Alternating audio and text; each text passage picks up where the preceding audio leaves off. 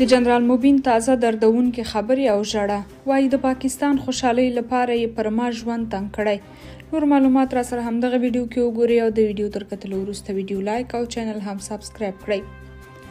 جنرال موبین په یو تازه ټویټ کې لیکلي، ښه اوس ماته چا ویل چې ته د کونړ پر سیند بند جوړولو ته کمپاین کوه، چې اوس دا د څوک مې ژوند کولو ته نه پرېږدي. د چا خبره چې قرار کېنه، خپله غریبي دې کوه، سرمایه جوړه کړه. وسړیه، ما 10 کاله مخکې ورته ویلي و چې ما په دښمنۍ مه اړوئ. غریب سړی یم، پرې مږدئ چې خپل تجارت وکړم، کارخانه لرم، ژوند لرم. ویل یې ته له خدایه نه ډارېږې چې جهاد در باندې فرض ده او ته یې نه کوي، الله ته به څه ځواب ورکوي؟ نو ما ځکه ورسره ومنله، پرته له کومه تنخوا او امتیاز مې په نره په خپله سرمایه د ټولې نړۍ بدي واخیسته. اوس نو هغه خوله چې تا را باندې خلاصه کړې وه څنګه بیرته را باندې بندوي؟ بس ته که نه. خیر دی چې نن ستا جایداد او سرمایې ته خطر ده. پرون دې ولې زما په سرمایې لوبې وکړې؟ نن ولې زه خوله بنده کړم؟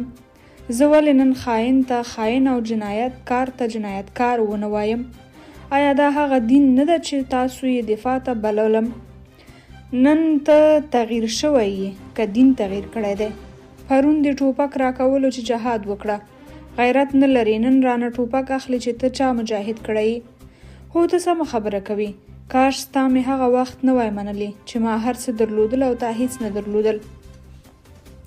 یو شمېر شنونکو بیا د جنرال موبین د دې ټویټ په غبرګون کې لیکلي چې د طالب مشرانو منځ کې اوس هم ډیر شمېر پاکستاني فکره کسان شتون لري چې د یاد هیواد او د یاد هیواد پوځي ادارو پر ضد یوه خبره هم نشي زغملی، نو ځکه یې پر موبین د ژوند حلقه تنګه کړې ده. یاد دې وي چې جنرال موبین تر دې وړاندې هم څو ځلې د پاکستان پر ضد د خبرو له امله زنداني شوی و. درنو اوریدونکو، د دغې موضوع مربوط نظرونه مو تاسو هم راته په کمنټونو کې ولیکئ او د نورو معلوماتو لپاره ویډیو لایک او چینل هم سابسکرایب کړئ.